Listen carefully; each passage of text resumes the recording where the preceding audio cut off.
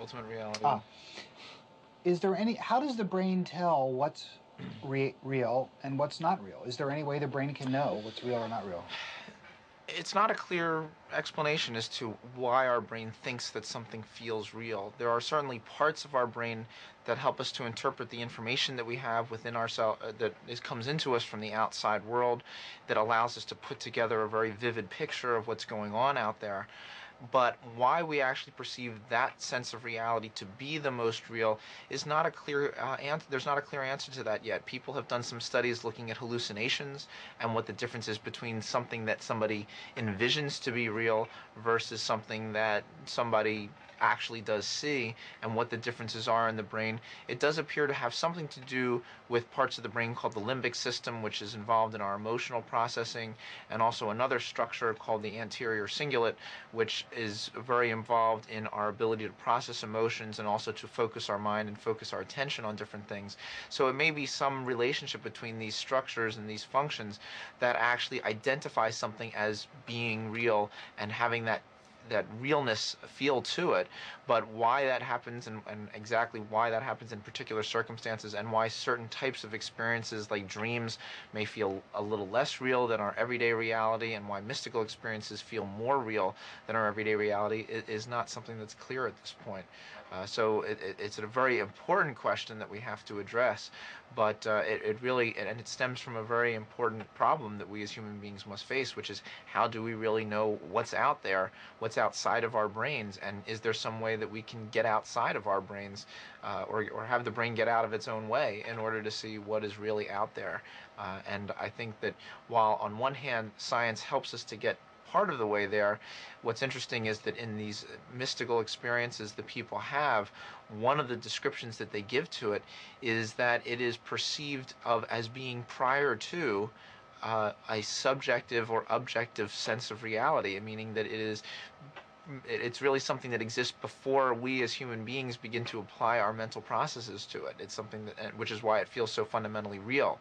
But so it's possible that through spiritual practices and spiritual experiences that we gain access to some level of reality that we don't normally have access to. The real question, though, is how are we actually able to do that, and what is it that we're actually touching when we do touch those levels?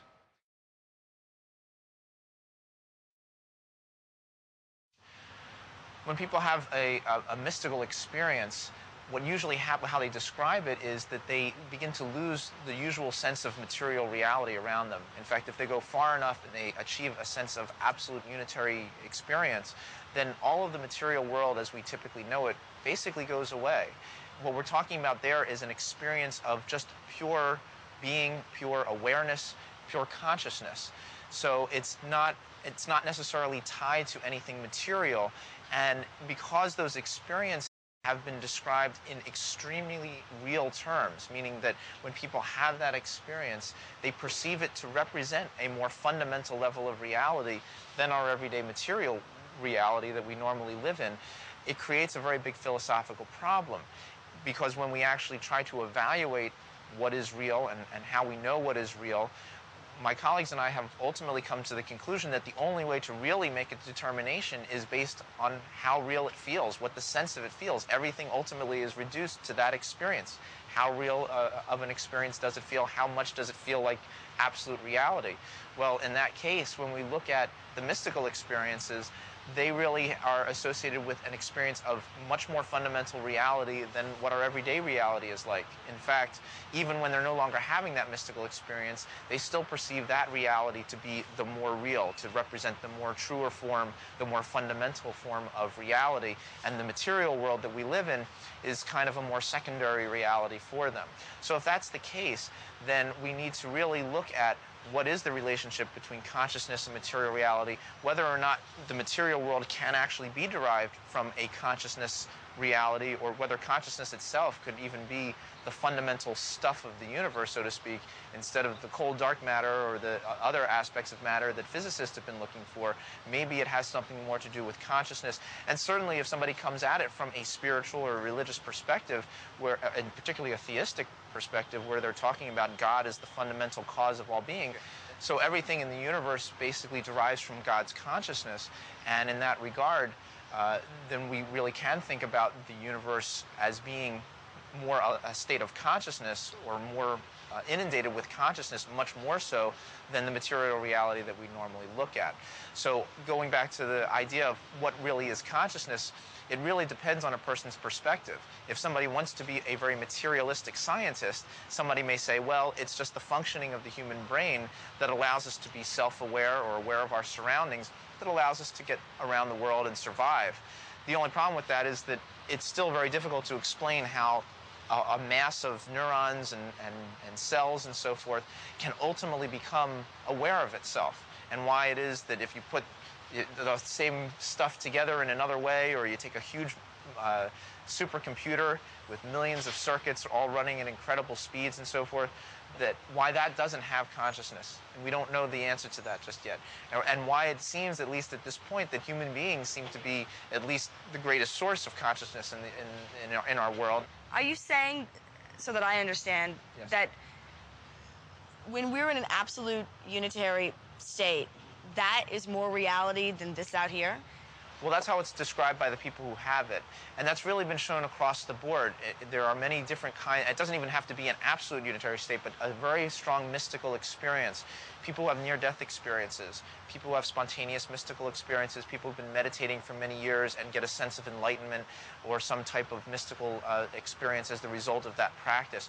All of those different types of experiences, even if it doesn't go to the extreme of just everything being wiped out and having an absolute sense of oneness, these very powerful mystical experiences are perceived to represent a truer form of reality, a more fundamental level of reality that makes this material world really not mean as much. And some people have described it as an illusion, which I think is sometimes a little strong, but I think the point they're trying to make is that it just doesn't have the realness, the quality of realness that these states have.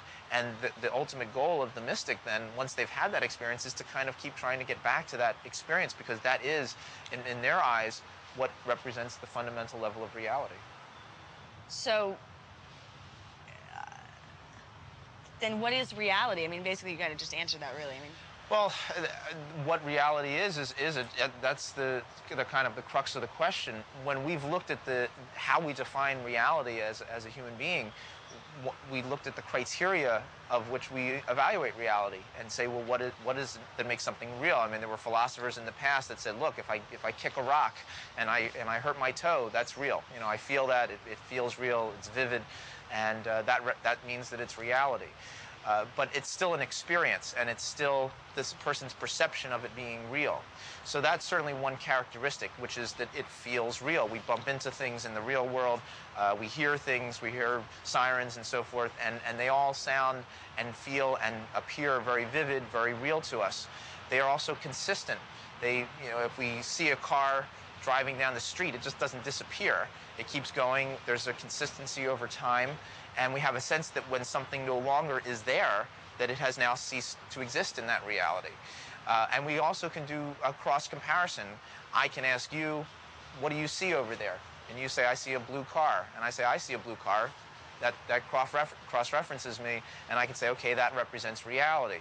The problem is that if we actually look at all of those criteria about cross-referencing and persistence over time and the feeling of it being real, all of those still ultimately come back to how real it feels to us, because when I cross-reference with somebody, they're part of my reality. So it's still a matter of, if I hear somebody agreeing with what I think is going on out there, it still has to do with what I am perceiving, and whether or not what I perceive is ultimately what I interpret as being real.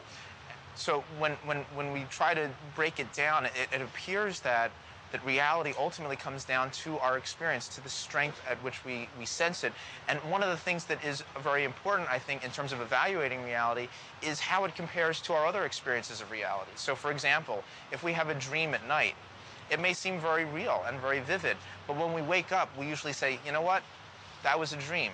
It doesn't have that same persistence, it doesn't have that same quality that this reality has.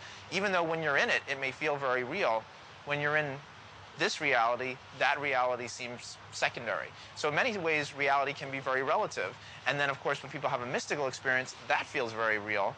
And at that point, they feel that that's more real. But the interesting thing there is that even though they may not be in that mystical experience anymore, when they're in this baseline reality, they still think that that reality was more real. So it's different than the dream state where we say that wasn't real, because now we're saying it still feels more real, even though I don't have any connection to it right now. I still know that that was more real. And we see that time and time again. Even people who are not designed to be mystics, people with near-death experiences, always describe that that experience, that sense that they had, the feelings that they had with that, are more real, that makes this reality a whole different situation for them. And it's been documented in many studies that have shown that when people have a near-death experience, it changes their perspective on life, their fear of death, their interpersonal relationships, how they approach their life, how they approach their jobs, their children, their family. So it has very dramatic effects, speaking to the fact that it really felt very real and really had a life-changing consequence for them.